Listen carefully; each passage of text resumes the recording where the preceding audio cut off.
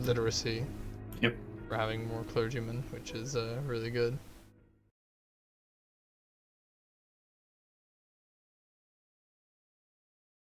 You know, it's that thing as oh yeah, also the reason why I didn't mandate of or manifest destiny yet is because I'm investing in all the Mexican areas that I'm gonna get after the war, Okay. and in also investing in Texas and all that sort of stuff.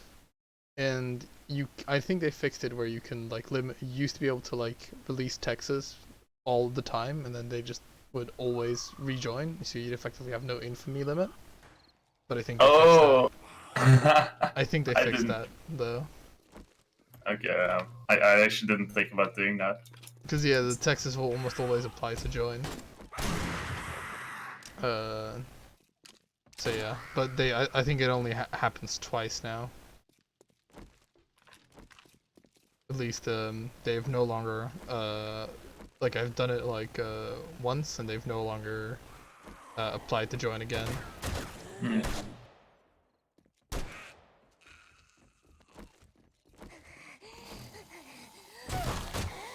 Yeah, fuck, it's night. Why am I bringing the fight to these guys? Why am I surprised I'm being attacked?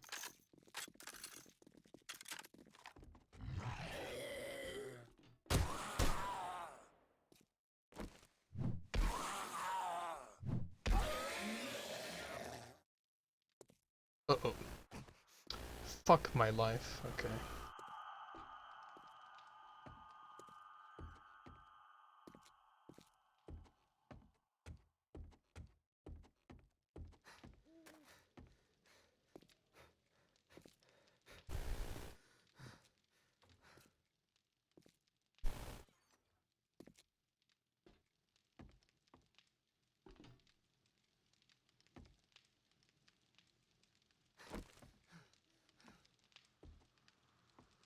I like how our shit's quite well lit now. Oh yeah.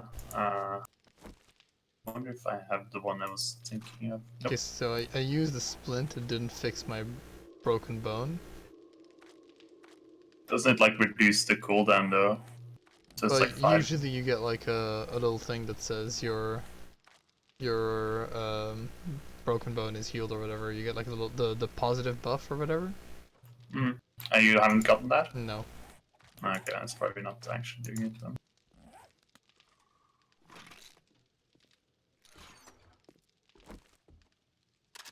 Oh, it's whatever. It's night anyway. I'm not exactly going anywhere in a rush. So how long is it take until it's gone now?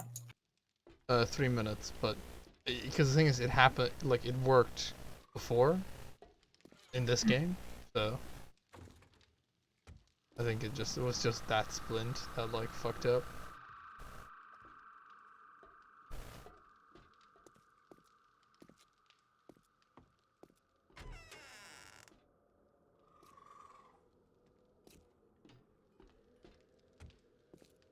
Gotta remember all the things. How far away? Because we have the truck and truck accessories. How far away are we from a truck? Oh, I'm literally working on it right now. We just need steel, which I'm currently forging. It's not cheap. It costs 400 or 300 steel. Jeez. So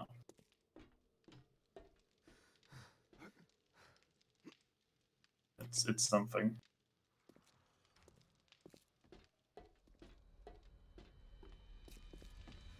Keep forgetting that we're not even at like the second highest floor. We're at like we're kind of in the middle of the building, if you know what I mean, in terms of height. Yeah.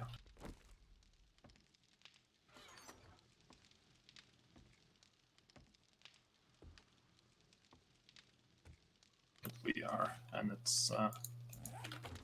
I mean, it is kind of like it's nice in one way because like it really like because we have like proper defenses now. We don't need to be that high. So Yeah. And this building also kind of like the two floors above it are like reduced in size, if you know what I mean. yeah.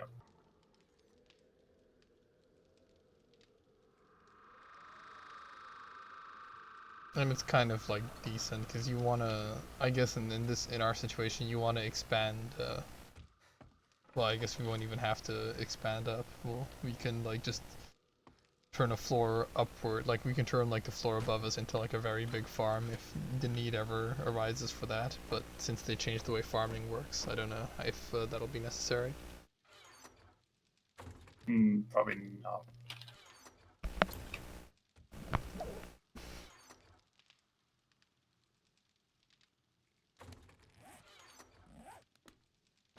I'm actually like looking at that Planet Zoo game, and that seems pretty good. Like, and I don't really even care about zoos, but the economy management in that game seems really interesting.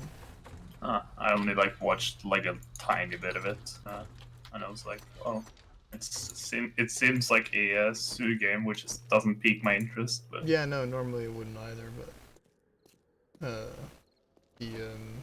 like you have like franchises and stuff. Because I like have oh god, what is that game called? Is that game called like Rise of Industry or whatever? I don't know. I don't think that's what it's called, but that's the game called Rise of Industry, but might not be that. The game. no, I will have to see what it is. It might actually be Rise of Industry. Yeah, it is Rise of Industry. Yeah, like I really want to like Rise of Industry, but Rise of Industry is just so there's like very little to it. Like I find that like it's somewhat disappointing.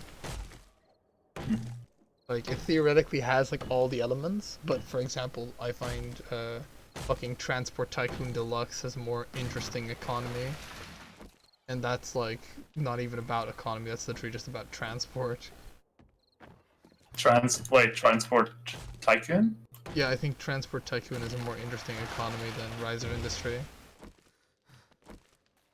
There's more diverse ways to make money in that game, because in Right, Rise, never mind. I was thinking of Transport Fever, but that doesn't. I was like, it's like that doesn't even have an economy.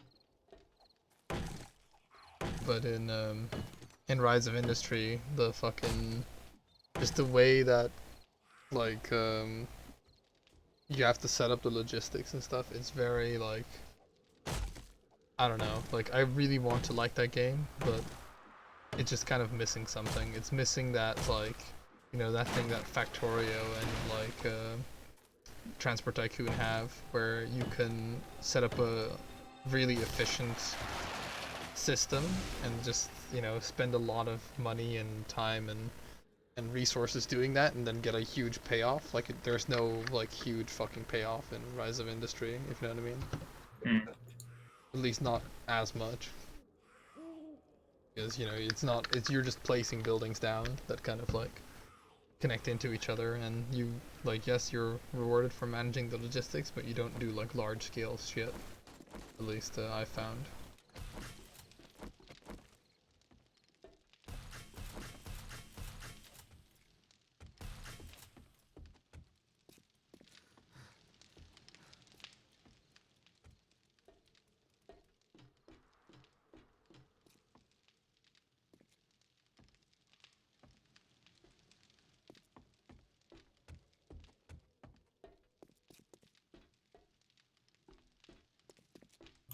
My problem, like with all those new industry city building games, is that they're not unique enough for me to be interested.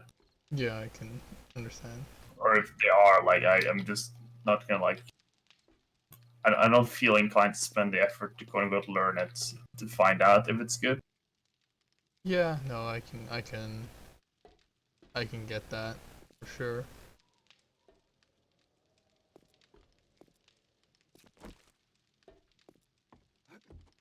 It's just mainly because like I see games like like I think Factorio is probably one of the best games fucking ever made in terms of what it does, Yeah, definitely. and like I see that game, and in that game it really is like very satisfying to just see your throughput, to just see numbers go up, Yeah. And I've yet to find a game like Transport Tycoon is kind of like that, but less so. But I've yet to find a game that comes even close to Transport Tycoon and Factorio. And Victoria 2 is also kind of appealing for that same reason, where you have a very limited time frame to accomplish something. And Yeah. I mean, the vanilla game is like a bit like I was kind of put off by how easy certain things are, like how easy it is to well, I guess not necessarily easy because that was more like luck that the UK just got fucked over there, but how yeah, how you can just kind of go ham in Conquest. Uh, but yeah, I just like kind of simulated economy stuff. I found that really interesting. Yeah, which is why it's a shame. Like most games that do it, like either are like ridiculously bugged, like Victoria 2, like Yeah, not in the sense that like it feels bugged, but you just like peek a bit under this hood and you're like, oh, this is it's yeah, actually yeah, quite. yeah. It's like it's not fully trying to simulate everything because that would just make it too broken. Yeah, and even ones that try fail because it's it's not playable. No. You can't make a simulator necessarily a good game always, Yeah. as if you like, because yeah, because if you know what's the best optimal move, like the game kind of loses its purpose because there's no reason not to do the quote unquote optimal move. Yeah. Like the way you'd have to do that is you have to make a game where the what the optimal move is constantly changing. Yeah, So you can never just do one strategy and like keep succeeding. And and Victoria 2 is a very good game for variety because even though it's always the same start date, always the same starting situation, the amount of crazy fucking shit that can happen is like really out there.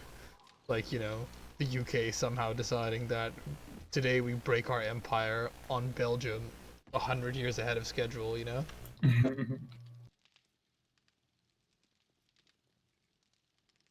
And it's exploiting opportunity. Is like what all the both economic games and strategy games and military games just are about generally is seeing opportunity and exploiting opportunity, and opportunities are, if as long as the opportunity is always different, the game is always varied. But if you have like a, that's why I don't like Democracy, for example, that game. Like I oh find yeah, that game so fucking like somebody got it for me like earlier, thinking it's right way up my alley, but I knew I wasn't gonna like that game because it's such a dry situation where you're not really like um you don't face like new and interesting challenges. You're just like, this is the country that you're trying to do, and there's no the strategy that you do doesn't have to fucking change or do any, like, you don't have to adapt your strategy, because it's a reactive game, if you know what I mean. yeah. Yeah, it was yeah. I had fun figuring it out, but like it's definitely like a game like once you figure it out and realize the game is developed by someone who really likes clean energy, or like Yeah. sorry, like subsidizing his solar panels or whatever. Yeah.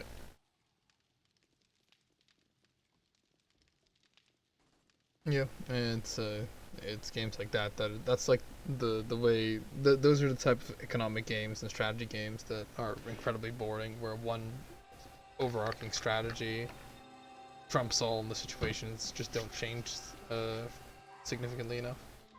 No. Still in I also played a little bit of Solaris. Like trying to make a megacorp work. I fucking just can't do it. They're just so trash. They Oh are yeah. like, I fucking cannot commit to like sitting through a game as a megacorp because it's just fucking you are so garbage. Like I still have to like give it a really proper attempt, but every time I try and start the attempt, I'm just like, ugh. I feel like Yeah. I've handicapped myself from the get go. I yeah like I tried so many times as well because like, oh, it's so interesting to play as a megacorp and just like stacks and such, but then you realize the fucking shit you can build on viewable planets are like so bad, Yeah. and the 50% thing is yeah usually like not worth the effort in any way. 100%. Like that's the main thing is just it's so because the resources that you get are indistinguishable from the resources that you get if you just expanded more. Yeah. There is literally no reason to uh have that kind of play style, and because it's just not effective. Like, cause you can't disrupt the AI's economy that much that it's like worth it with like the criminal ones, and you're sinking a lot of resources in trying to disrupt them when it's just easier to build a military and kill them. Yeah, and there's no. I think my biggest issue and why it's not working is because there's no stacking bonuses to having more trade ports. Like, Yeah. it's just a flat plus 12 per month, fucking minerals or whatever. Like, I'm totally Yay. gonna win the game with this. Yeah. Yeah, it's really bad. Like the idea is good, but the actual uh the actual execution is really bad. It's like if they want to make like the corporate fucking megacorps work, you need to give megacorps like ridiculous, like I don't know, you need to make it so that megacorps generate unique exotics or something like that, or they generate rare resources at a much higher rate. Yeah, Like you can generate volatile motes and rare crystals much more effectively. Or maybe you have like you could have like a massive bonus to building consumer goods, and maybe you have like a special rare resources that only megacorps can generate, and that's like I don't know, ultra luxury goods or something like that. And yeah, you have something that is like that makes megacorps unique, and that's a resource that other players want to buy, but they can't generate it ever, if you know what I mean. So they have to trade with the megacorps, because the megacorp can't use the ultra or luxury resources for anything except for trading them away, and the other empires need to get like some kind of ridiculous benefit from having them, so that you actually have some kind of mechanic where you want to trade with a megacorp, you want to have a symbiotic relationship with them rather than being hostile towards them, if you know what I mean. yeah. They should be like city states in Civ rather than what they are right now. Yeah, you I like can it. make them playable, but they need to have something like that, some kind of huge advantage that effectively makes it so that their goal is to just generate as much of their unique resources as possible to sell them to make a lot of money to I don't know, support large navies so that they can kind of defend themselves, but they almost never want to um like they almost never want to like attack or conquer directly anything. Like that kind of playstyle needs to be rewarded, otherwise they are just a gimped version of a normal empire. Yeah. But they didn't fucking hire me to balance their game. So You're like a Roomba, yeah, looking from the outside in and yeah. just being like, why am I not invited to the LAN party? QQ. Because I yell at them, I violate their safe space. Fucking snowflakes.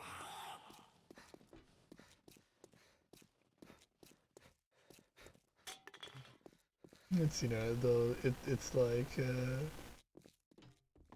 but yeah, they're like oh yeah, this is Christina. She's the one who designed the Megacorp fucking DLC. It's like a fucking woman designing an economic DLC. What kind of garbage is this? uh, that's why there's so many references to women. Letting them into the workplace, giving you like a billion credits per second. The Megacorps generate a special resource called dank memes that they can sell to other empires.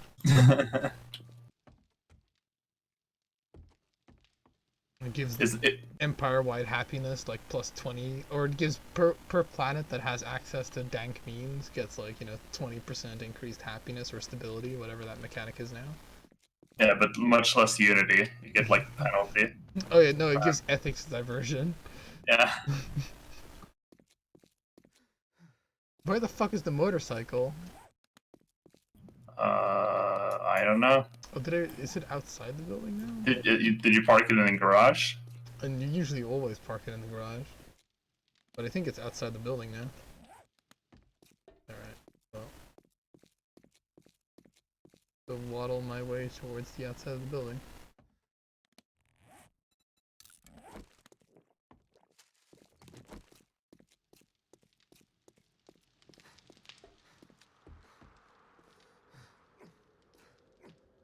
But yeah, there's quite easy ways to fix megacorps to make them more interesting.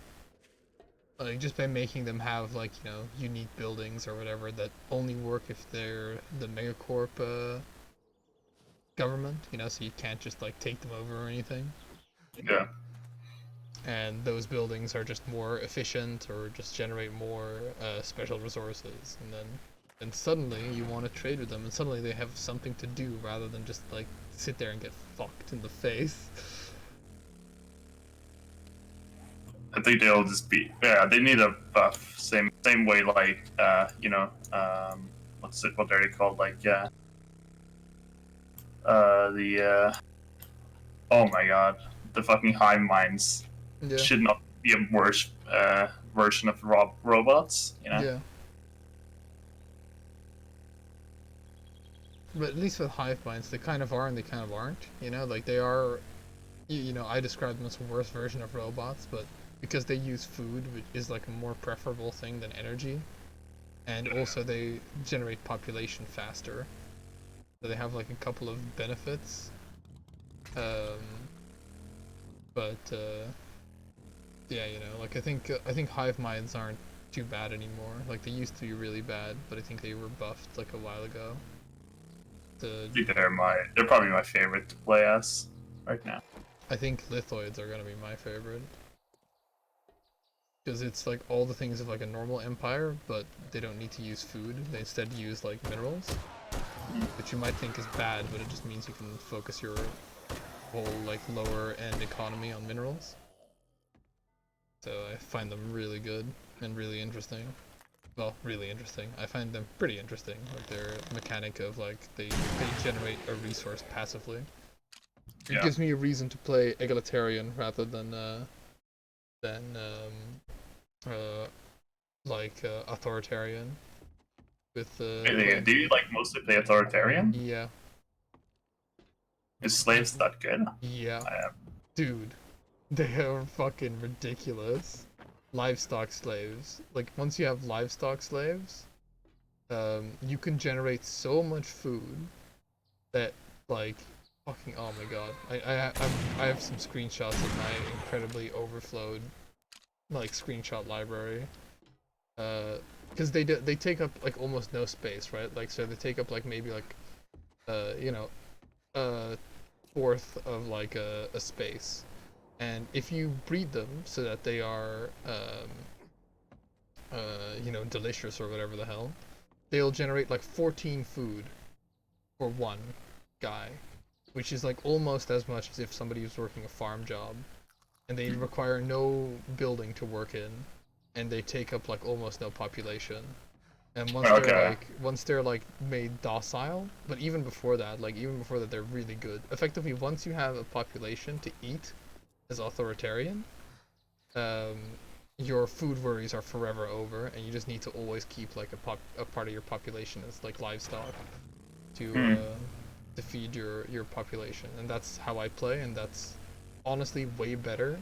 Like it is the meta, so to speak, because because food makes you grow like very fast, because you can also do like a special planetary edict that makes you grow faster with food, and you just generate so much of it at so little cost.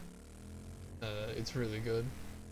But now with lithoids, I don't have to play that way anymore, and I can play a way more self-sufficient style, and I can finally do egalitarian, because egalitarian has like pretty good bonuses on face value, if you know what I mean. Like, but you know, it's just because pretty much just because food, like people can be made into livestock, makes authoritarian good as compared to egalitarian. But once you take that away, it's more of a toss-up, and I think egalitarian wins out afterwards if you remove that. Just because Never fun. Yeah, I don't know. I just never found food to be that big of an issue, and like It's not. having more food is. It's not. But the thing is, you can sell the food, and you like do not underestimate like how you never need any farms. You effectively can ignore food as a mechanic once you have just a couple of livestock pops, and it is so powerful. Like it is insane. The benefit of egalitarian um, things though is that once you conquer people, you can put them to work, and you know they don't have like ridiculous penalties, so you don't end up with like having only unskilled labor, which is a kind of an issue that you run into if you're playing authoritarians. Is that you have like a low amount of specialists, if you know what I mean. Yeah, yeah, definitely had that. And but I still think even with that, taking into consideration that disadvantage, it's good if you use food just because of the livestock.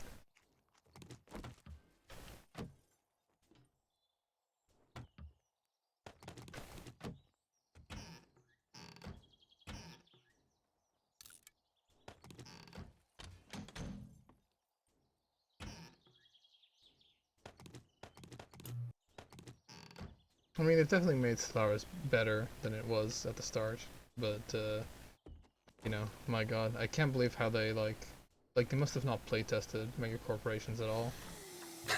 Like, Yeah, or very level being like it's like features work, not like you yeah, know.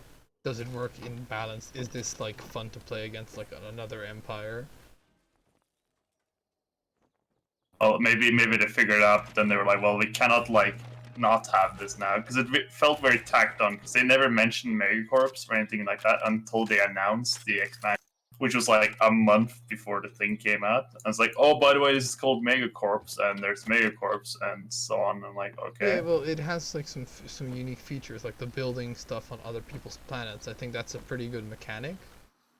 yeah. Like, because that kind of leads into like maybe having spies as like a mechanic, because you can build like I don't know, you can build stuff that undermines the government on places, Mm. and I think that um like initially like because this is what I said when Megacorps was announced. It's either gonna be they're either gonna be super overpowered or they're gonna be super underpowered. Like it's either gonna be that their ability to wage cold wars is gonna be so powerful that it's gonna make them like it's going to balance in the meta game, but it's against AIs. It could like just destroy fucking AIs, because they might not be smart enough.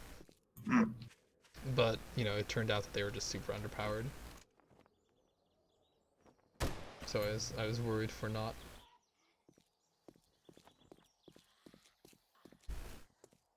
Still need to fix like the core issue, which is like game starts to lag like Yeah, fucking yeah. Dwarf Fortress late game. Oh yeah, absolutely.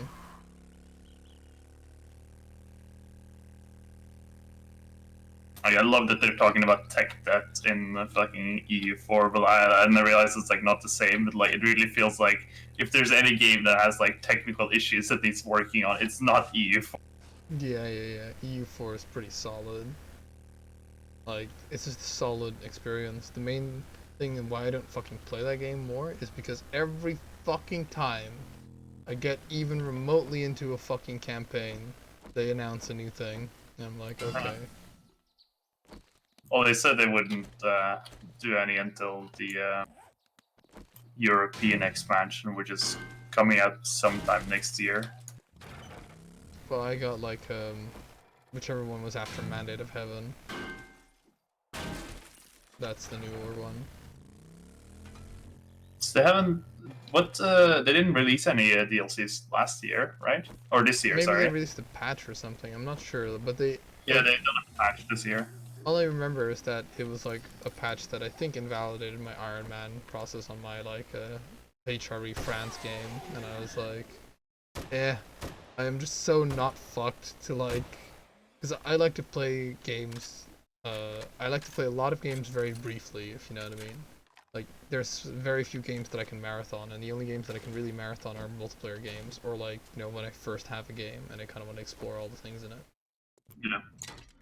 And what that just means is that if I have like a EU4 campaign, it'll take me a fuck long amount of time to like finish. Because I'm not like a fucking streamer, you know. I can't afford to sit at home and like just play one video game for like 8 hours a day and finish a campaign in like before like the next patch is released.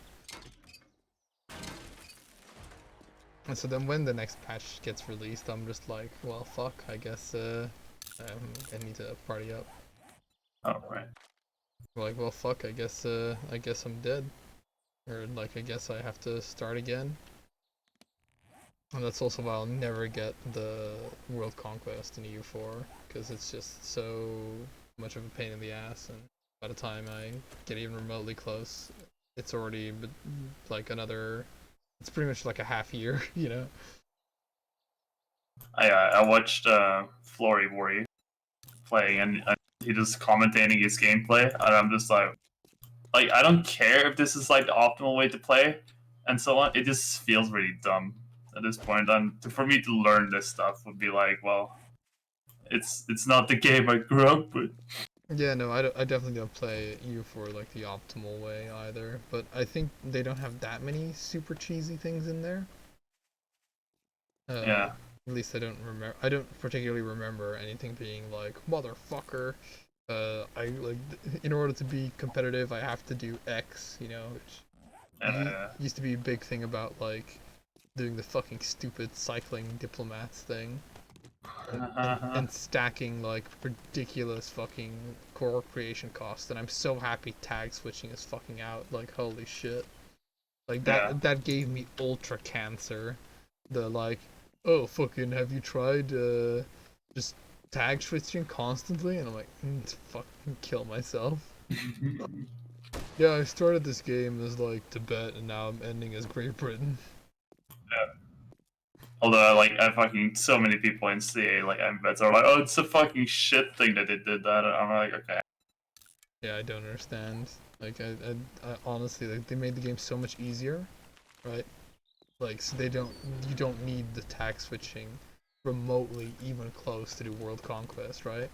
yeah, And just the fact that World Conquest is the end is like so achievable makes that game not interesting because all endings kind of look the same, you know? yeah. It's like And what name is across the screen yeah, in the end. and even that is kind of like with tags, you know, that kind of like doesn't matter. Because you know you'll just be like the Holy Roman Empire or something. Yeah, But that's why I like Victoria 2 is because Victoria 2 it might be technically possible to do a world conquest in that, maybe yeah, it potentially. is, but it's very much like managing diplo points, and you have to start as like France or Great Britain, Right. basically. I think maybe Russia, maybe those three countries, but definitely not. You know, Maybe you can do it as oh, I'm China. playing as Italy, and I'm gonna do world. It's not like Maybe you can do it as China actually. Not sure. you don't have enough diplo points. Is probably the Right. problem. Because Yeah. that's like you need great power to just get basically. Yeah, probably not then. Yeah, and also, yeah, it would make sense. I think, yeah, Great Britain definitely. And I think Russia, you're also gonna be teching too slow, probably. Well, I looked at the way they did it because like accepting a peace offer from the AI Yeah. doesn't cost diplo points, No. but like sending it does. So Yeah. basically, you have to like keep adding war goals and then like making triple checking that you're actually getting everything you want from the AI in the peace Yeah, deal. but the AI in Victoria 2 is pretty good about surrendering, so Yeah. they're not like, I shall fight and die for like these things. The war score is like, you know, you could fucking like have all of the UK occupied, have all of like Canada occupied, but they will only cede 2 colonial provinces, you know? Yeah. And that's Stingy. It's fuck. it's like fucking the war score system is kind of fucking terrible in that because you know colonies should not cost like colonies should cost significantly less war score than what they do in that game. Like states being that much war score is fine, Hmm. but fucking colonies like I'm sorry, I could only take this much colonies. actually quite excited or interested in knowing what they'll do for war score in CK2 or CK3, because CK3, that's yeah. like that game was like really annoying to play because basically you only had went to war for one thing, and then war got invalidated, and you're like, Yeah, yeah, yeah. but Pretty much, and also like there is some work like they later kind of fixed, quote unquote, fixed that. They had ways to circumvent that because later CBs just were like, you know, you can take what you occupy pretty much. yeah, but But don't, you haven't accessed that always and so on. no, no, exactly. Like only certain countries have access to that, and yeah. Yeah, it's gonna be interesting. I do think CK2 is one of those games where I'm not like, you know, but CK2 is so recent. It's like, no, no, no. CK2 is definitely could use some of the rust cleaned off of it, you know? Yeah, I'm just surprised they did so many updates to it Yeah. in Holy Fury and such, because Probably because they can just transfer all that shit over. well, maybe, but at Well, some yeah. point you'd be like, well, is this like really? Well, because like it was like kind of like upset in a way, because like they updated the map so much. It's like, well, this will never be, because they didn't in CK2. They never updated the map until like the later years, Yeah. and so like the map was this exact same for like so many years, and then like in the end it's like, oh, but by the way, we're adding a bunch of counties and updating the map for you. It's like like imagine if they like did that to Victoria too, you know, like all the things needs to be changed now, and then Yeah, like, by yeah. the way, here's Victoria 3. uh, Yeah. the game you remember is not the game you played, Yeah. or you're playing if you play CK2 now. So I don't know.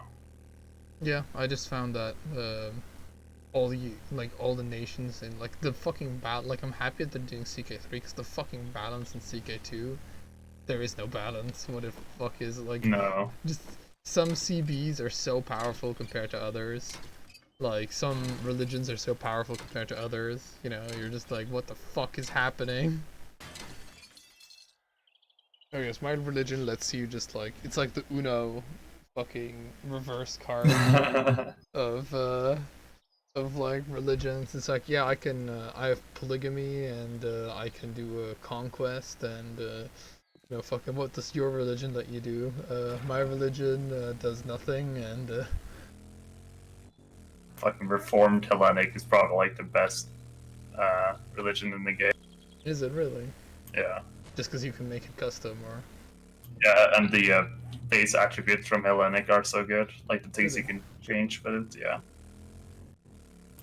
Uh, Oh yeah, and fucking the thing with CK2 is that good luck trying to do an Iron Man game in CK2. Fucking de-Iron Man everything.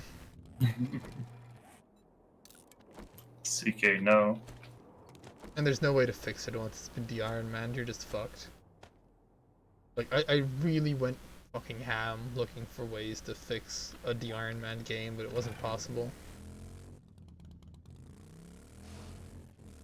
Like to the point of like hexadecimal editing values, but the problem is not that it doesn't recognize it as being Iron Man. The problem is that just the achievement server decides, nope, no, fuck you. And even if you try and find that hexadecimal bit of memory that has that thing in it, it doesn't matter if you change that. That does not actually, what's stored in memory is not actually what the game seems to use, at least not in the most recent versions of the game.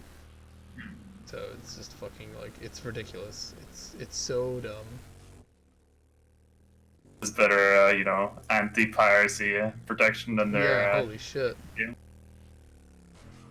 Those Steam achievements shall be hard fought, you know. Yeah, it's like, good luck fucking getting the Steam achievements, you fucking prick. That's what you get for playing the game for 500 hours. Your fucking game of like that you've played for like, you know, 60 hours gets invalidated. And I'm like, oh great. Thanks. Cheers.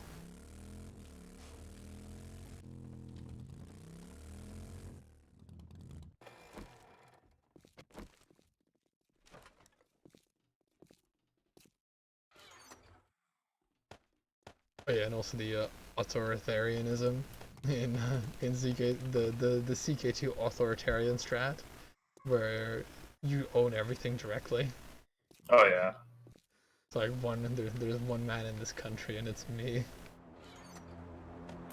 I've subcontracted everything to like a bunch of like slimy landlords. Like they're very fucking shitty about the cut, but they don't revolt, so it literally Yeah. doesn't matter. Yeah, it's weird because you're effectively by doing it, you're by like having everything owned by yourself, you are like just fucking your overall value of your country. And like whatever these fucking weird landlords do, they're like not putting money back into the system, but that doesn't matter. Yeah. Like you know, if you are it's like, you know, having 100% of a small pie rather than a small cut of a big pie. It's the, you know, it's the North Korean way of doing things. It's like doesn't matter how small the pie gets as long as I get 110% of it. Yeah. As long as I win.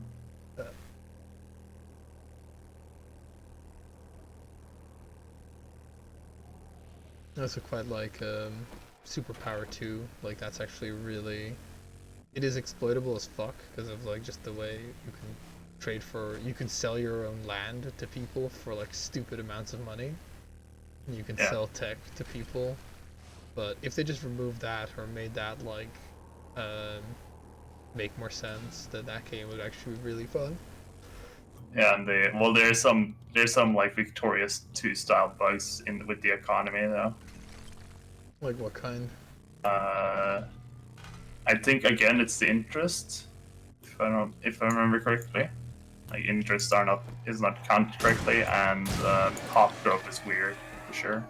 Oh, pop growth in that is based on how developed your country is. The more developed your country, the less population growth you have, but Yeah. or less your birth rate is. But the better your healthcare is, the better your the lower your death rate becomes. So pretty much, if you don't want to, like, if you want to just have very high population growth, there's ways of doing it. It's making sure that you have the right laws for it, and making sure that you don't uh, upgrade certain things too much. Hmm. So yeah, that like the pop growth is works as intended, quote unquote. So that's fine. Like it's not based on space, which you'd think. It's also not based on like, you know, personal wealth, which you'd think.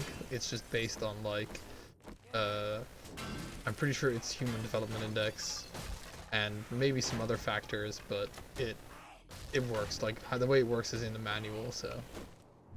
And I just remember that adding up from when I played. So you know you can have like Alright. a population if you like, you know, play like a lower development rate country at the start, you can boost your population growth rate up really high. You can get it so that you're gonna have like, you know, 3% population growth annually. Hmm. And population actually lowers your GDP. So, or well, not your GDP, sorry, it lowers your GDP per capita. So, because you know the more population you have does not mean you know, it doesn't mean your country produces more resources or anything. So, I, you I mean, more is worse, really. yeah, it makes your GDP per capita worse, Right. which is how it works in real life as well, if I'm not mistaken. Re- Uh, really, like pop growth versus GDP per capita. no, not pop growth, but just overall population. You know, if you have like a gross domestic output of like, you know, $1 trillion and you have 100 million people, or if you have 10 million people, that's gonna make your GDP per capita significantly different. You know, Mhm. which is, you know, makes sense. Because, you know, just because one person is born doesn't mean you suddenly produce more goods. You know, Yeah, yeah, yeah. it's not Well, how they that do works. have the age brackets thing, so Yeah, I they don't know if do. they like base it on that or. Um, it's more based on the resources your country has is what like you produce, if you know what I mean. Because your guy does pay tax is the thing, right? Like your person, don't mistake it. Your person pays tax, regardless of you know, he'll be, if he's in the bracket he'll pay tax, and everybody pays tax equally. But what your like one of the wealth indicators of your country is what kind of products you export. And products include stuff like services, which is like what a more developed country exports, and like natural resources. Um, and the natural resources and such, um, like the more your country is self-sufficient and all that sort of stuff, the more healthy your economy becomes, and the more your just overall output goes up. It's a very intuitive model, and it works quite well because, as far as I can tell, it's not really exploitable because you can't really like you can't, aside from conquering regions that have certain resource outputs, you can't really exploit it in any way, shape, or form. Yeah. Um, But you can't impact it too much either. Like you can't. You can try and like force boost something, right? But yeah, it is actually based on like what the fucking market wants. You know, you can't just lol meme it and just be like, I'm just gonna fucking take over Saudi Arabia and just go fucking bananas on oil. You know, yeah, it's like, yes, but no, because you know, one, it's too expensive for you to improve oil production. Two, um, it's only based on how many people will actually buy those goods. So it's a very, I found it a very intuitive system. Like, or at least it seems to simulate the economy quite well. You know, it's like I played like a game as Egypt where I conquered like all of North Africa and such, and also Saudi Arabia and all that jazz. And I have like I have like 360 million population, but I have like the total GDP of like Italy or something. mm, And that's not for my lack of trying, but that's just because, you know, like the fucking I've taken over like some quite poor regions, and there's like nobody wants to fucking buy my shit. So it's kind of like, okay. So yeah, right, is that actually the thing? You have to sell resources on the world market. well, yeah, because you have like that's like your second quote unquote that is your second source of income is production, right? And Yeah, you depending on how much you tax, you could literally tax 100%, but then your like economy starts to collapse. Um, like that is what your secondary income is, and that also determines your economic health and a whole bunch of other things. Is whether or not those needs are satisfied. mm, Because depending on whether or not you have to import food or whatever, and there's like production change, you know, so like fucking cereals turn into like something else and all that sort of jazz. Cereals turn into like food products and all that stuff. Like it's all in the manual. Like that guy did a good thing of just like he just made the game with a manual, and that manual is accurate as fuck. So you know. right. Okay. So yeah, we could actually play that if you wanted to, and you could show you how that shit works. But yeah, the fucking nuclear warfare in that game is pretty funny. And, Yeah, it's and also the way politics works is like, or the way the relationships of countries works is pretty interesting. Like you can, it's like not too difficult to make allies, and to effectively just use your allies to kind of try and fight wars. And you can also incite wars. Because I managed to, you know, it doesn't take much to incite a war between Pakistan and India. So you can do that. And then the thing is, right, because Pakistan and India are at war, and if whoever wins and like tries to annex something becomes fucking persona the non grata. pariah. Yeah, yeah, yeah. And that way you can just be like, US intervene, you know, that sort of thing. It's also how I managed to take. I took as Egypt. Managed to beat Jerusalem because I had Saudi Arabia invade them, and then Saudi Arabia got attacked by America, and then I joined America to attack Saudi Arabia and take Jerusalem. Fucking, you know, modern problems require modern solutions.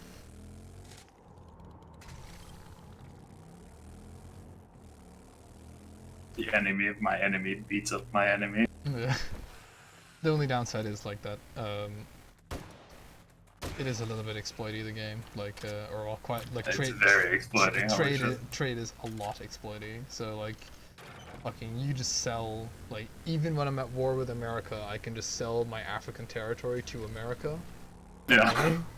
and they will just like pay me 400 billion, which I'll just put into like production of military equipment to fight them.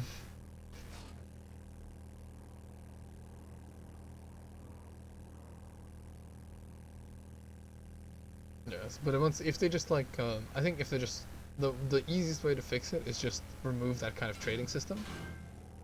That's like the easiest way to fix it. The second easiest way to fix it is make it so that they don't fucking accept stupid shit.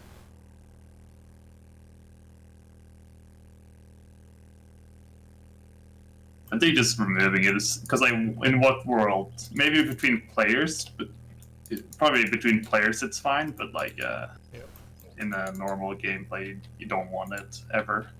I don't know, maybe there's mods that make that game, because the game definitely has mod support, so maybe there's mods that make the game better in that aspect. I don't know. I've not actually looked at the mods. Like maybe there's some like complete overhaul mods like there is for Victoria 2. There was definitely like a couple like that are just actively being played, because this game has like a really small cult following. Yeah. Hold on, I'm actually quite interested.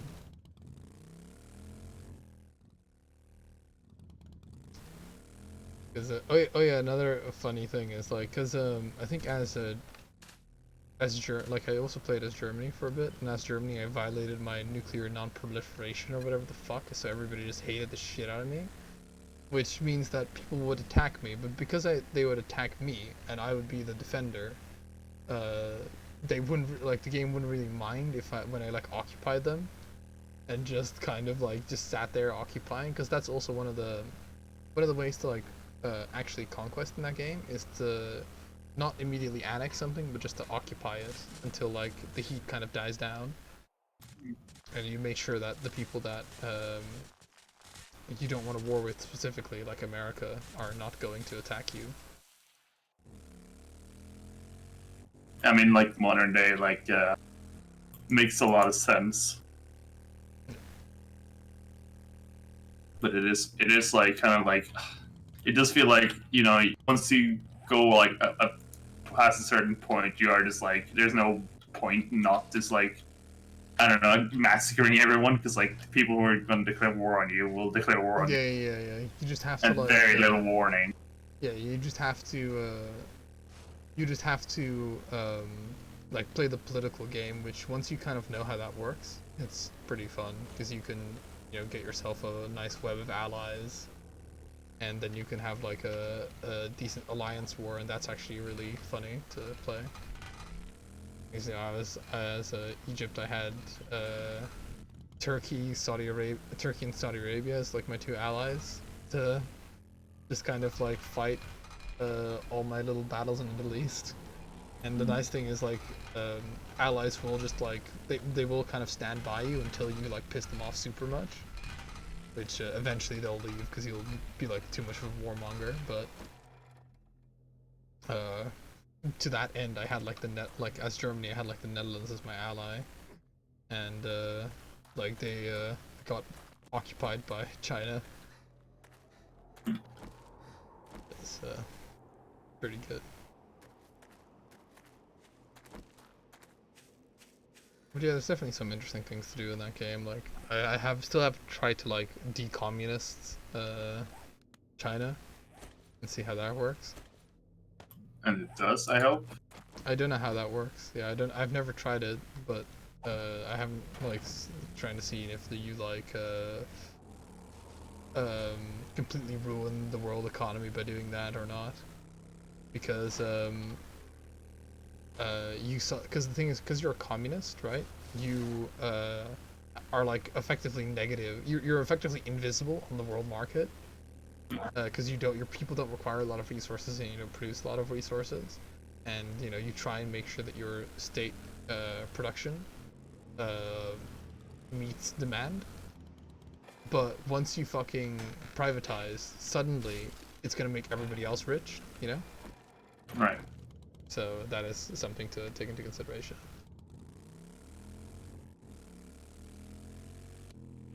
suddenly this huge market opens up, you know? Well, the game starts in like 2000, so shouldn't it be 2000. sort of open already? I think you're fully communist I don't know if it has some things that are privatized as China. Hmm. Do you want to just like check? Do you want to just like play that for a little bit? Because yeah, I'm just kind of like driving around aimlessly in this now. Right. Okay. Well, to talk about the game we're currently playing, like, want to know how long it takes to make a the truck? No, the chassis. Right. Want to guess how long it takes to make An that? hour. Yeah, fucking crazy. Jesus.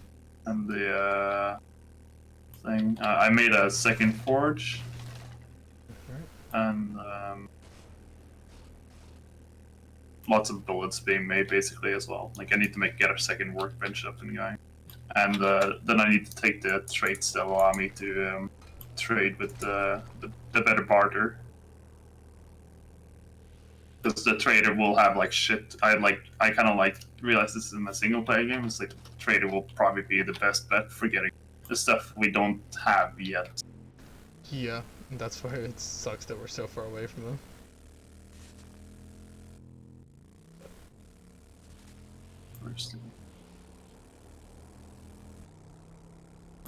And then we can see if there's like some mods for, because I'm sure there was like a mod for the thing, for Superpower 2.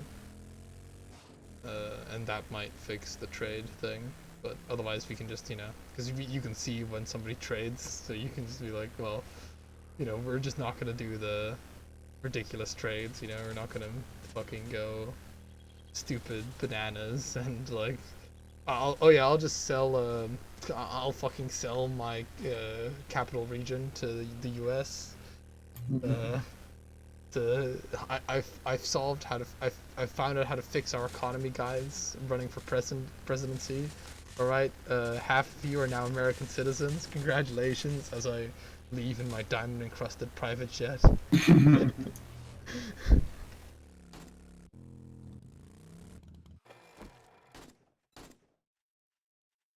I found a whole bunch of more medical supplies and such.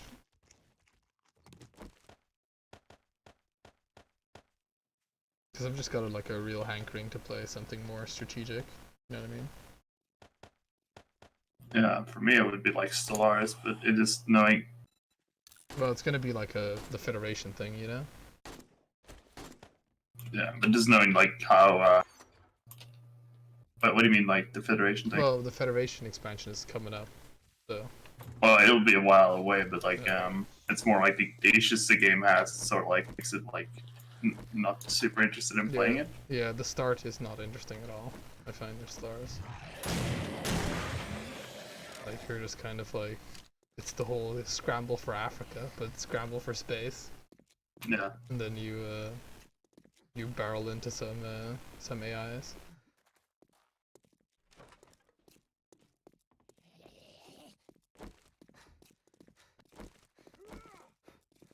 Yeah, do you wanna give that a try then? Well, if you, because I'm getting kind of hungry, so if I can just quickly make some dinner, Go for it. and you can check out if there's some mods and such for it, and like test out your fucking, because like I just know it, like that game, you know, like the first game will be a fucking, will not be a. Yeah. Because it's like. Yeah, the main thing that I wonder if it like crashes or something, because I think. Well, I could just host it, right? Yeah, we'll see. For the thing for